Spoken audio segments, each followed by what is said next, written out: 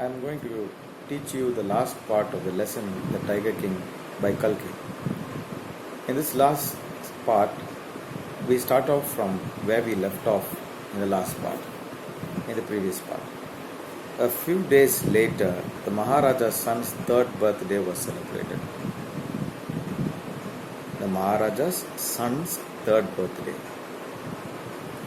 Now, while it was being celebrated, usually fathers stay for the son's celebration, son's birthday celebration.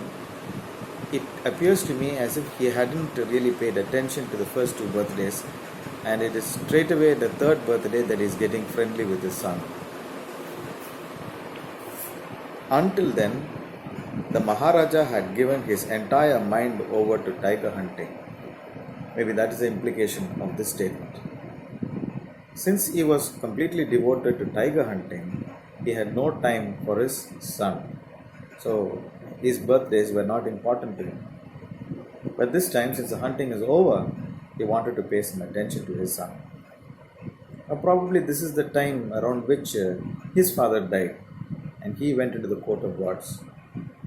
This boy is 3 years old right now, about the time to get into a school in those days.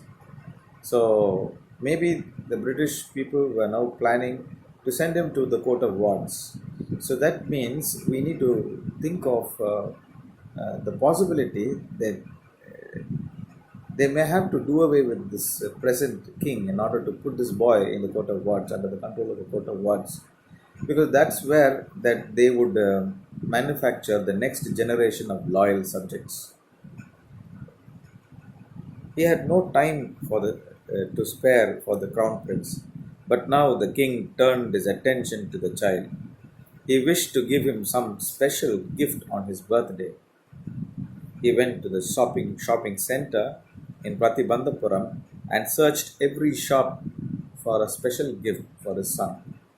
First time he's giving, probably. So he wants to give a good gift, but couldn't find anything suitable. For an addict, even if he has fixed a target that he would take only this much and no more, it is quite easy to slip back into old ways. So what happened was, finally he spotted a wooden tiger in a toy shop and he decided it was a perfect gift. Tigers didn't leave his mind. He still wanted tigers. When he saw a tiger, he thought that was the perfect gift. It was a small wooden tiger. The wooden tiger cost only 2 annas and a quarter, which is a paltry sum, very, very little. But the shopkeeper knew that if he quoted such a low price to the Maharaja, he would be punished under the rules of the emergency. Now, the shopkeeper was a little worried. Everyone, the Diwan himself you saw earlier, anyone who moved with the king was a little afraid of the king, because you could not predict what he was going to do next. He was such an unpredictable or a cranky character. And there seems to be an emergency, and God only knows what caused him to clamp an emergency in the state of Pratibandhapuram. There seems to be no reason at all. And that is how these princely states were ruled. The princes could do just what they liked with the kingdom. And so long as the British Empire does not fear any harm happening to it, it didn't bother to correct the situation. It didn't want to change anything. It let the king do exactly as he pleased. So he said, "Your Majesty, this is an extremely rare example of craftsmanship." Told his king, "Your Majesty," and he has to tell some reason to make it very costly. And it is a greatly perfected piece of art. It's a great piece of art, so you must accept it for a bargain price. And he quotes something very high. "Your Majesty, this is an extremely rare example of craftsmanship. A bargain at 300 rupees. It's only 300 rupees, and that is quite cheap. I'm giving it for such a cheap rate only for you." Very good. Now, if he says that it is actually very cheap, probably the king would think, "Do you think that I have such a low taste that I will choose something cheap for my son?" He was afraid of that, probably, and that is why he quoted such a high price. Okay, then what the king replied for this was, how he responded to this was, very good, wait, let this be your offering to your crown prince. Let this be your offering. That means I want you to give it as a gift for the birthday of the little prince, said the king, and took it away with him, not bothering to pay its price. On that day, the father and son played with a tiny little wooden tiger. Must not have been a very big one. It was a very small toy, tiny, tiny little wooden tiger.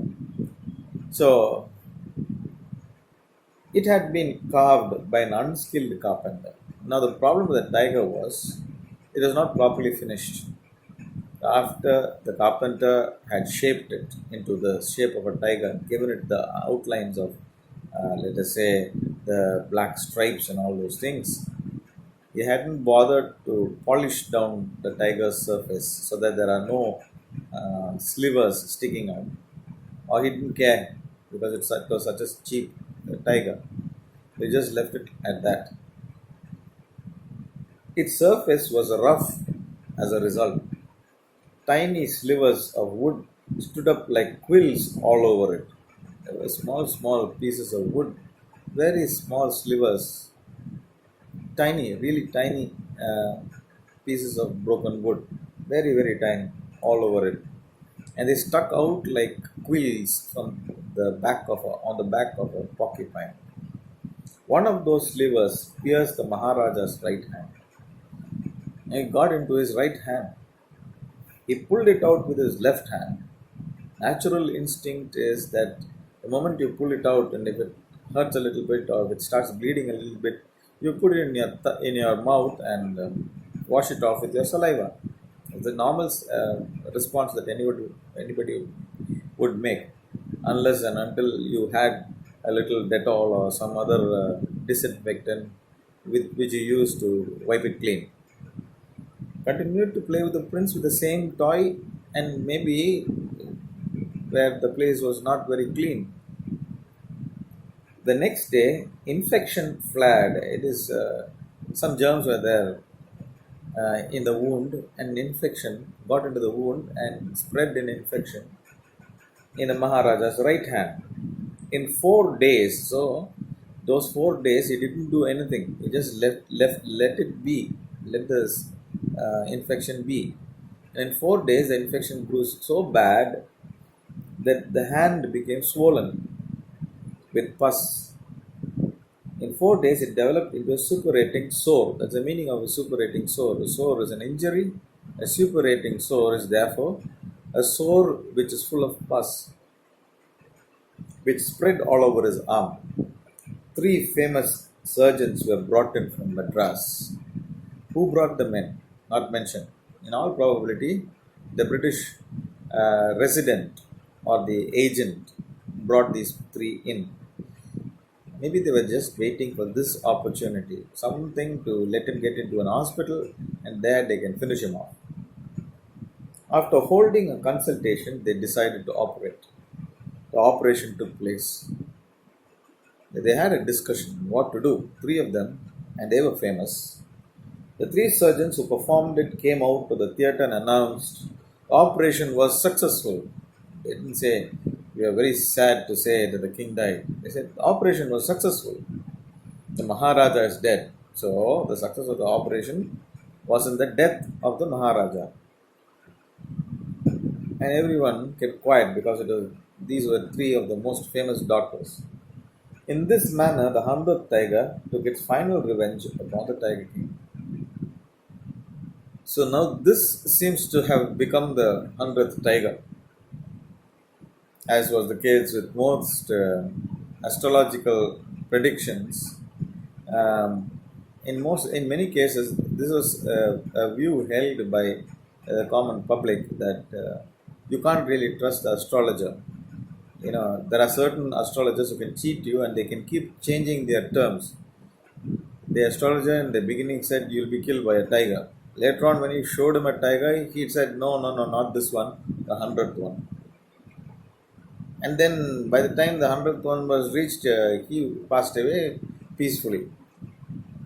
And then uh, if he died for any reason, it would have been in some way connected with the tiger. So it was a hundred. That was the hundred tiger. That turned out to be the hundred tiger. The hundred tiger which faced him, or the hundred tiger he tried to kill, was now in his tomb. So this can't be the hundredth tiger. So this is outright clear mockery of the way, uh, or instead of, you can say, instead of calling it mockery, you can simply say that this is a way of covering up the fact that he was done away with, and the blame was put upon the predictions of the astrologer. So it was not, therefore, not the king who was it. It was not the, let us say, uh, British who were at fault.